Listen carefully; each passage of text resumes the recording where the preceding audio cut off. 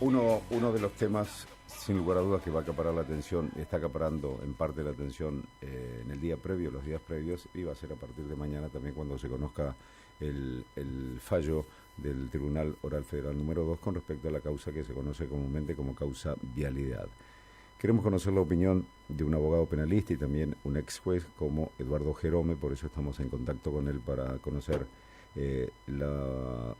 la posibilidad de lo que puede ocurrir mañana con este fallo y las derivaciones de ese fallo también. Eduardo Jerome, muy buen día. Claudio Rigoli. Claudio, muy buenos días.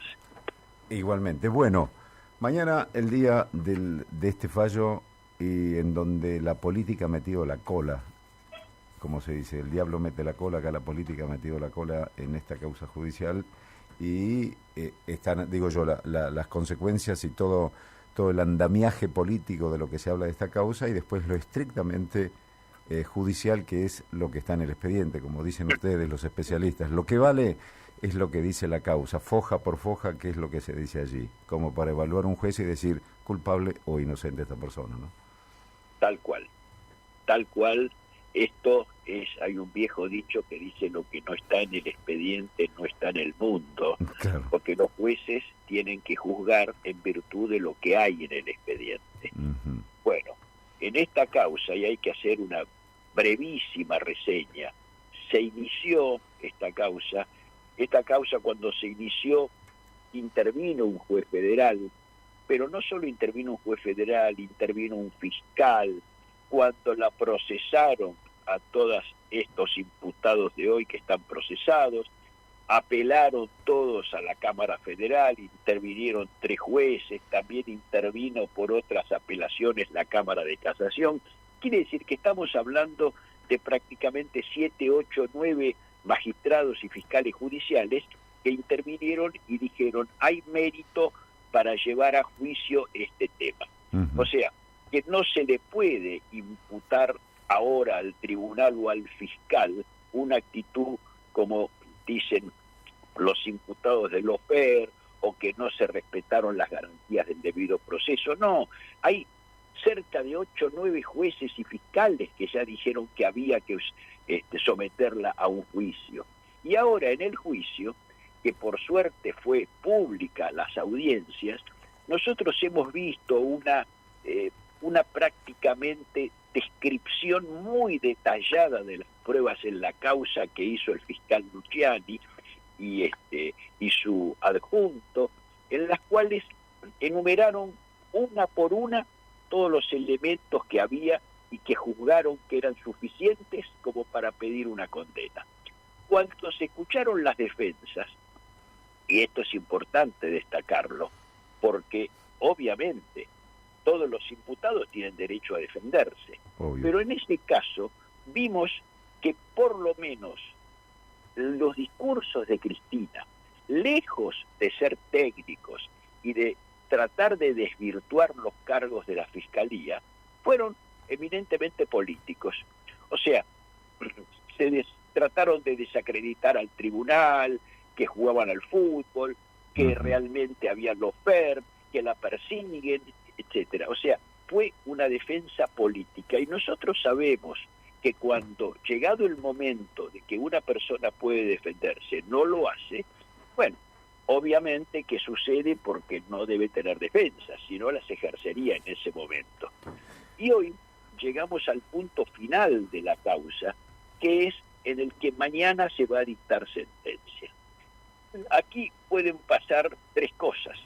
Aquí puede pasar que el tribunal diga: no hay elementos para condenarla, y la absuelva.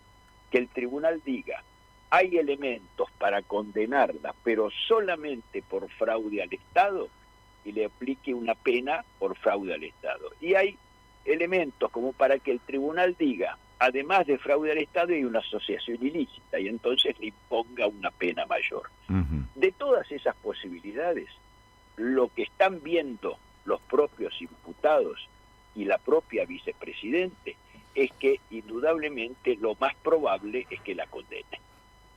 ¿Cómo? No se sabe todavía, pero que la vayan a condenar.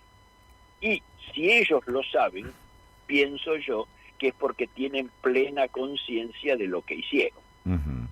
Evidentemente, Claro. si yo tengo idea de que me van a condenar es porque sé que hice las cosas suficientemente, dejé los suficientes rastros como para tratar de ser impune y no lo logré.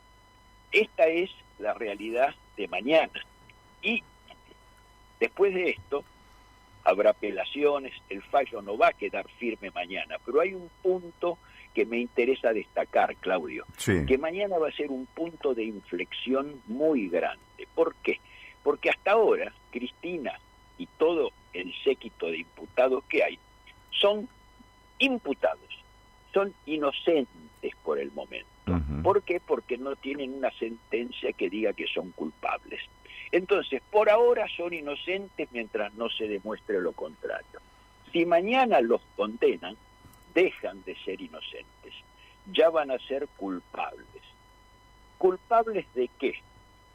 Si sale la condena, van a ser culpables de un delito muy, muy grave desde un punto de vista no solo penal, sino moral, que es robar al Estado, robar a los argentinos, que esto es lo que quedó expuesto en la acusación que hacía el fiscal, que había un robo sistemático al Estado. Y es la primera vez en el país que pasa que un vicepresidente en ejercicio es condenado. Y es condenado por este delito que realmente representa una gran indignidad, porque no es un delito simple, como que que malversó los caudales, que le dio otro destino. No, acá es el destino que le dio a la plata fue su bolsillo. Exactamente. Traicionando la voluntad popular y la confianza popular que había depositado allí en el ejercicio de sus funciones a través del voto, ¿no? Y creo yo, Claudio, que lo más probable, por no decir absolutamente cierto, porque así va a suceder, y todos quienes hemos estado en la justicia podemos palpar una causa, es que va a ser condenado. Va a ser condenado. Y no va a ser condenada a una pena leve, va a ser condenada a una pena que sería de cárcel si ella no tuviera fueros.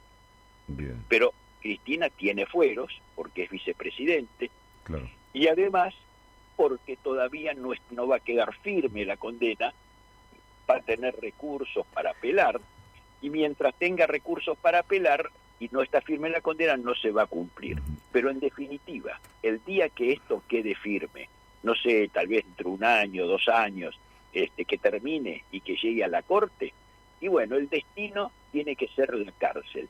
Y mientras tenga fueros, ella lo va a evitar. Por lo tanto, estoy convencido de que va a seguir el camino de mantener los fueros. ¿Cuál va a ser ese camino? ¿Presentarse de candidata a presidente? No, porque no va a ganar, entonces los perdería.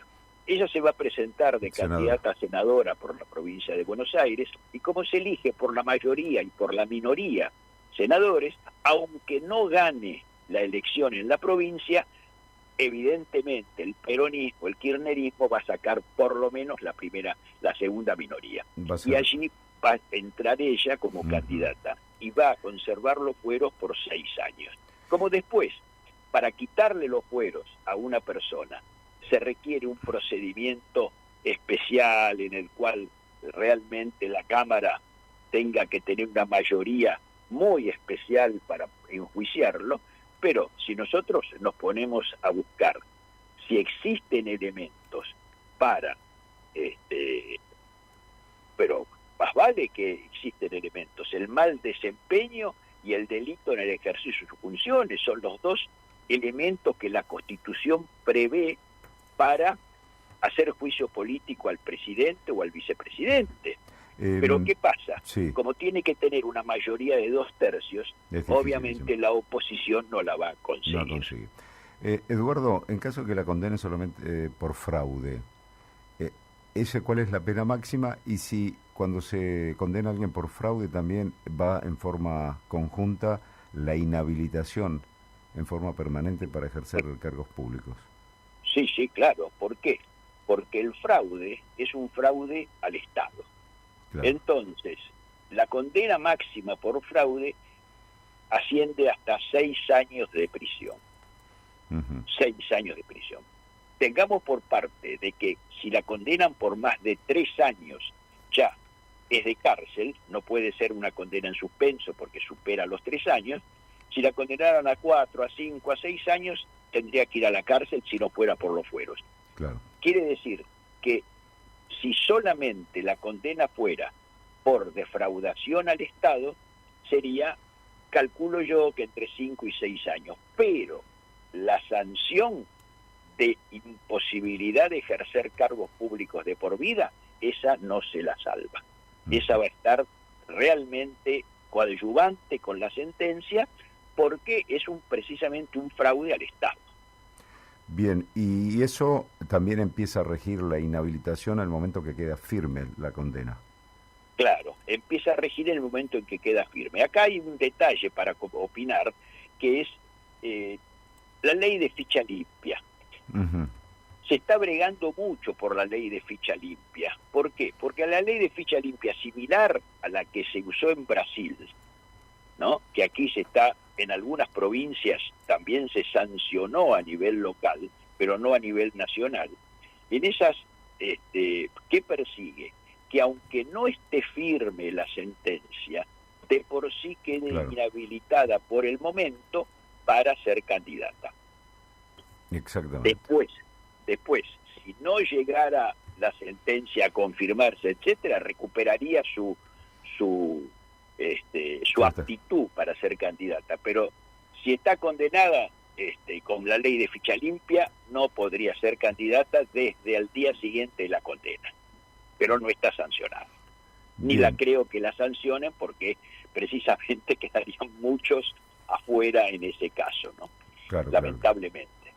Bien. Bueno, mañana, sin lugar a dudas, un momento que va a ser histórico en la historia judicial de la República Argentina, ¿no?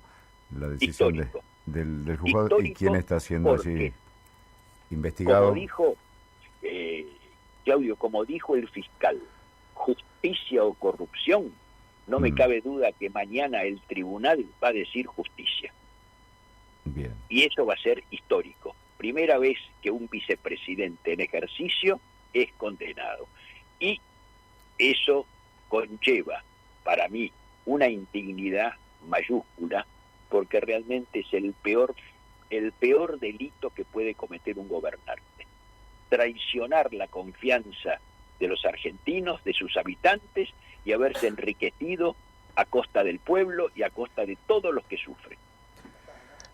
Doctor Eduardo Gerome, como siempre un placer escucharlo y muchísimas gracias por este momento. Un abrazo, Claudio. Hasta cualquier momento, gracias. La mejor